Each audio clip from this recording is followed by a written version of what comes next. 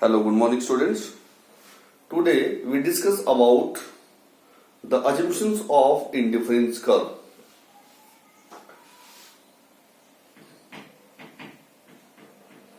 Assumption of indifference curve.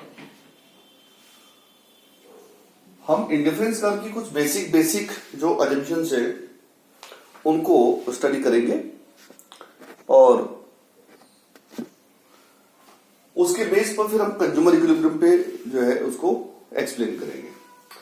तो सबसे पहली जो अजम्पशन है, जब भी हम कोई कंज्यूमर थ्योरी को स्टडी कर रहे हो तो सबसे पहली जो अजम्पशन आती है इंडिफरेंस कर्व की, वो आती है rational,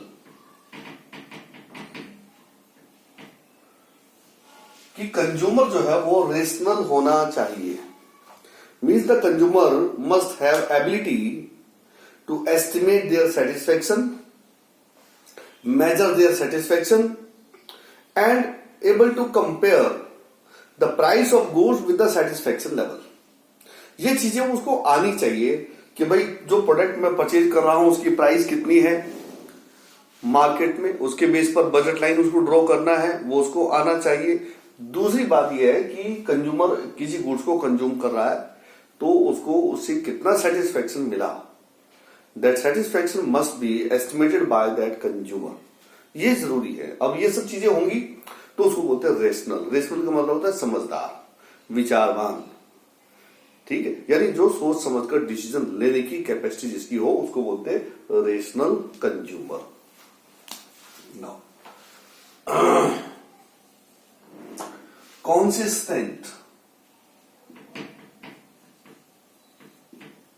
consistent in behavior, consistent in behavior यानी कंज्यूमर जो है अपने बिहेवियर में consistent होना चाहिए। What it mean by consistent? If sometime ask that in between A and B which you like most, कि अगर कभी मुझसे पूछा जाए कि भाई ए और बी में से आप किसे ज्यादा अच्छा समझते हैं, मैंने कहा आई लाइक ए। फिर कभी दूसरी सिचुएशन में मुझसे पूछा जाए कि ए और बी में से किसको पसंद करते हैं, तो कॉन्सिस्टेंट बिहेवियर कहते हैं कि I always prefer A because I first reveal my prefer for good A not be. यानी मैंने एक बार अगर ए के लिए कहा है कि ए अच्छा है, बेटर है, बेस्ट है कंपेयर टू बी, तो मैं हमेशा ए और बी की जब भी कंपैरिजन होगी हमेशा कहूंगा ए इज बेटर। ठीक है, यानी कंज्यूमर अपने बिहेवियर में चेंजेस ना करे, that is mean consistent in behaviour. ठीक है, तीसरा जो इसका जंक्शन है जिसको हम बोलते हैं ट्रांजिटिविटी।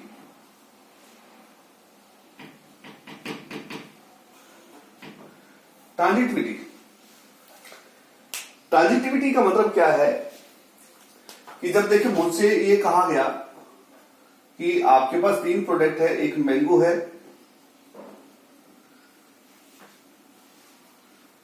एप्पल है, बनाना है। मुझसे कहा कि in between mango and Apple which is best for you, or you can say which you like most। दोनों में से कौन सा आप जिसको बेटर प्रेफर करते हैं, या दोनों में से कौन जिसे आप ज्यादा पसंद करते हैं। तो मैंने अपना जो इंटरेस्ट है वो रिवील किया फॉर मैंगो, कि I like mango compare to apple. इसका मतलब मैंगो और एप्पल की जब कंपेरिजन होगी तो मैंने क्या कहा, mango is better than apple. Clear? फिर मुझसे कहा गया in between apple and mango which you like most. मैंने इन दोनों के बीच में प्रीफर किया कि I like apple more compare to banana. इसका मतलब मैंने एप्पल को बनाना से ज्यादा बढ़िया माना।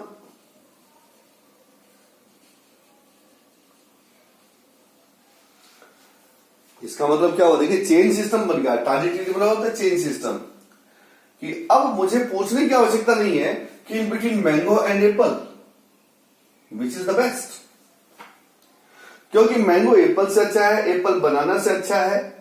तो अगर मैंगो और बनाने की कंपैरिजन की जाएगी तो ट्रांजिटिविटी बिहेवियर जो कहता है कि मैंगो इज बेटर देन बनाना, कि मैंगो बनाना से बेटर है, इसको कंपेयर करने की रिक्वायरमेंट नहीं है। That is mean transitivity. इसको हम ट्रांजिटिविटी बिहेवियर का बोलते हैं, that work in indifference curve. ठीक है, तो ये तीसरी एजम्पशन इसका था।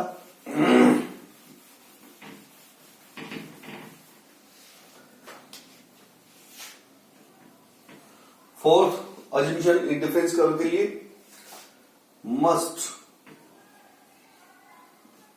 To consume two good at the same time.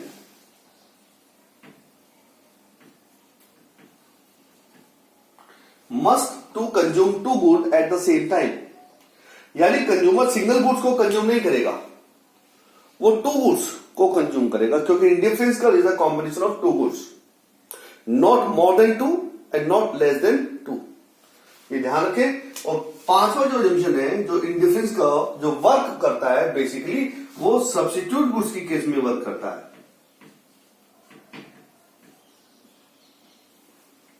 It basically work in the case of substitute goods, कि अगर टू गुड्स एक दूसरे के अल्टरनेटिव हैं तो ऐसे गुड्स के केस में ये बहुत अच्छा वर्क करता है सब्स्टिट्यूट गुड्स के केस में।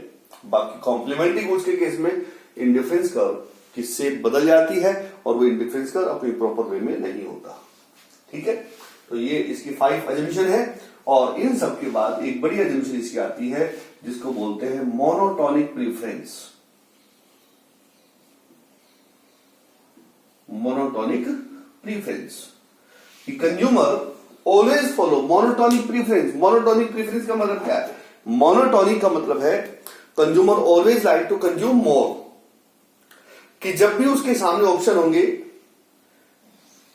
एक से ज्यादा पैकेट के, जिनमें एक पैकेट में कम क्वांटिटी है, एक पैकेट में ग्रेटर क्वांटिटी है, तो हमेशा कंज्यूमर की टेंडेंसी होगी कि वो ग्रेटर क्वांटिटी कंज्यूमशन बंडल को प्रेफर करेगा। ये हमेशा उसकी टेंडेंसी बनी रहेगी कि ग्रेटर क्वांटिटी कंज्यूमशन को वो प्रेफर करेगा। Is it clear? तो ये मोनोटोनिक प्रेफरेंस है। इसको हम समझ सकते हैं कि आपके पास एक चॉकलेट छोटी है, एक चॉकलेट बड़ी है, तो मोनोटोनिक प्रेफरेंस क्या कहेगा? अगर वो किसी बच्चे के सामने रख दी जाए दोनों चीजें, आपको और बच्चे को कहा जाए कि बेटा इन दोनों में से कोई एक चूज कर लो, तो बच्चा हमेशा मोनोटोनिक प्रेफरेंस को ही रिवील करता है, तो हमेशा बड़ी चॉकलेट की तरफ हाथ मारेगा कि भाई मेरे को ये लेनी है। That is mean monotonic. यानी हमेशा हम ग्रेटर क्वांटिटी की तरफ इंप्रूव करते हैं, ग्रेटर क्वांटिटी की तरफ मूव करते हैं। That is the base of the shape of indifference curve. ये कन्वेक्स टू द ओरिजिन होता है क्योंकि ये मोनोटोनिक प्रेफरेंस को फॉलो करता है। अब आप कहेंगे कि ये मोनोटोनिक प्रेफरेंस को कैसे फॉलो करता है, एक बार समझा के बताइए। तो मैं आपको एक बार दिखाता हूं, देखिए जरा और समझने की कोशिश कीजिए, क्योंकि इसमें समझने की आपकी जो कैपेसिटी है वो वर्क करेगी, क्योंकि दिखने में कुछ और होगा और समझने में कुछ चीजें अलग होंगी। तो वो चीज देखिए जरा ध्यान से। मैं फिर वही एक टेबल बना रहा हूं जो मैंने आपको पीछे बनाया था। कॉम्बिनेशन ए, कॉम्बिनेशन बी, कॉम्बिनेशन सी, कॉम्बिनेशन डी, गुड एक्स। चलो मैं नाम रख लेता हूं प्रोडक्ट के, mango and Apple. Mango 1, Apple 10, mango 2, Apple 7, mango 3, Apple 5, mango 4, Apple 4। Apple हमारी 4 हो गई। ठीक है, तो देखिए क्या कहता है। जब हम मैंगो के 1 पीस से 2 पीस पर गए तो हमने क्या किया? +1 किया। Now to get this +1 value of mango, how much we sacrifice? -3। कोई डाउट इसमें? मेरे ख्याल से नहीं होगा, आगे समझते हैं। Now we want to get 1 more piece of mango, हमें एक पीस और मैंगो का लेना है। Now we are sacrificing 2 piece of apple. अब मुझे एक चीज बताइए, कि दोनों केस में से कौन सा आपको बेटर लगता है। एक के लिए हम 3 सैक्रिफाइस कर रहे हैं, एक के लिए हमें 2 सैक्रिफाइस करना पड़ा है। विच यू लाइक बेटर? एक के लिए 3 सैक्रिफाइस करना आप ज्यादा अच्छा समझेंगे या एक के लिए 2 सैक्रिफाइस करना आप ज्यादा अच्छा समझेंगे? ऑब्वियसली मुझे अगर वही सेम क्वांटिटी मैंगो की अगर 2 सैक्रिफाइस करके मिलती है तो मैं इसकी बजाय इस ऑप्शन को ज्यादा बेटर समझूंगा। इसका मतलब मैं मूव करूंगा from A to B and B to C. ठीक इसी तरीके से अगर मुझे एक मैंगो लेने के लिए अगर केवल एक ही एप्पल सैक्रिफाइस करना पड़े तो ये मेरे लिए और बेटर ऑप्शन हो गया। तो अभी मैं सी की बजाय मैं डी पर जाना पसंद करूंगा, क्योंकि यहां पर मेरे को क्वांटिटेटिव बेनिफिट मेरे को मिल रहा है कि एक मैंगो के लिए मेरे को केवल एक ही एप्पल सैक्रिफाइस करना पड़ा। इससे पहले एक एप्पल के लिए मुझे एक मैंगो के लिए 2 एप्पल सैक्रिफाइस करने पड़े, यहाँ एक मैंगो के लिए 3 एप्पल सैक्रिफाइस करने पड़े। तो जैसे जैसे मैं नीचे की तरफ बढ़ता हूं मुझे क्वांटिटेटिव बेनिफिट मेरे को मिलने लगता है और इसीलिए मेरा सैक्रिफाइस हर बार क्या हो रहा है, -3, -2, -1 4 होता जा रहा है, जबकि गेनिंग सेम है क्वांटिटी की फॉर्म में 1 1 1। तो quantitative presentation that present monotonic preference कि क्वांटिटेटिव इल्यूजन भ्रम जो कंज्यूमर के माइंड में रहता है हमेशा, वो यही है। ठीक है, बिल्कुल आप ऐसे समझिए इल्यूजन का मतलब क्या है। एक फर्म ने अपने वर्कर की सैलरी बढ़ा दी, 10% उनकी सैलरी बढ़ा दी। वर्कर बड़े खुश हुए कि भाई हमारी सैलरी अब 2000 रुपए थी अब 2200 रुपए हो गई, बड़े खुश हुए। मॉनेटरी इल्यूजन क्रिएट हो गया क्योंकि उनके पास अब ज्यादा पैसा आ रहा था। लेकिन दूसरी ओर क्या किया कि फर्म अपने लेबर को लाने के लिए ट्रांसपोर्टेशन की फैसिलिटी दे रही थी। दूर दूर के इलाके से सुबह लेके आना, शाम को लेके जाना, ये सारी फैसिलिटी दे रही थी। सपोज कीजिए एक बार आने जाने में एक व्यक्ति का लगभग 150 रुपये का खर्चा हो रहा है। ठीक है, या चलो 100 ही मान लेते हैं, 100 रुपये का खर्चा हो रहा है एक बार आने जाने में। तो सुबह आने पर 100 रुपये खर्च हो गया, शाम को जाने पर 100 रुपये खर्च हो गया, 200 रुपये खर्च हो गया। लेकिन फिर भी कंज्यूमर जो है लेबर खुश रहेगी, क्यों? क्योंकि उनकी सैलरी 200 रुपये बढ़ गई है। That is monetary illusion. तो मॉनेटरी इल्यूजन यही होता है कि मोनोटोनिक प्रेफरेंस भी क्या है, एक इल्यूजन क्रिएट कर रहा है कि यहां पर क्वांटिटेटिव बेनिफिट जो है कंज्यूमर को लग रहा है कि 1 के लिए 3 सैक्रिफाइस किया था, अरे इससे अच्छा तो ये है 1 के लिए 2 ही सैक्रिफाइस करना पड़ा, अरे इससे अच्छा तो यही है कि 1 के लिए 1 सैक्रिफाइस करना पड़ा। इसी बेस पर कंज्यूमर हमेशा ए से बी पर जाना चाहेगा, बी से सी पर जाना चाहेगा और सी से डी पर जाना चाहेगा, यानी हमेशा ऊपर से नीचे की तरफ मूव करना पसंद करेगा। That is mean monotonic preference means consumer always like to consume more and more. That is monotonic preference. तो ये इसकी बेसिक से assumptions थी। बाकी तो आप और चाहे कितनी ऐड कर लीजिए कंज्यूमर की थ्योरी के लिए कि environment should remain same, environment same रहना चाहिए, प्राइस सेम रहनी चाहिए, प्राइस में कोई चेंज नहीं होना चाहिए, कंज्यूमर की habit, taste, interest, preference, fashion, इसमें किसी प्रकार का कोई और चेंज नहीं होना चाहिए। तो ये सब चीजें भी आपको assumption में आप राइट कर सकते हैं। ठीक है, लेकिन बेसिक सी तो यही एजम्पशन है कि कंज्यूमर रेशनल होना चाहिए, वो अपने बिहेवियर में कॉन्सिस्टेंट होना चाहिए, ट्रांजिटिविटी बिहेवियर होना चाहिए, और कंज्यूमर जो है मस्ट टू कंज्यूम 2 गुड्स, वो 2 गुड्स को कंज्यूम करेगा एक बार में, not less than 1 and not less than 2 and not more than 2, वो 2 ही कंज्यूम करेगा। और ये जो डिफरेंस कर्व है that work basically in the case of substitute goods, not in the case of complementary and different goods. ना तो different goods के केस में वर्क करता है, ना ये कॉम्प्लीमेंट्री गुड्स के केस में वर्क करता है।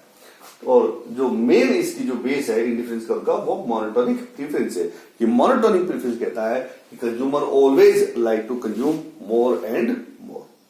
क्लियर? तो ये इसकी बेसिक अजम्पशन थी जो उम्मीद है आपको समझ में आई होगी, क्योंकि कई सारे स्टूडेंट्स जो है वो मैसेज डाल रहे थे कि सर इसके एजम्पशंस आप डिस्कस कीजिए। तो मैंने एजम्पशन डिस्कस की है और मैं अपनी नेक्स्ट वीडियो में आपको कंज्यूमर इक्विलिब्रियम के बारे में आपको बताऊंगा। तो उसके लिए आप नेक्स्ट वीडियो का वेट कीजिए मेरी।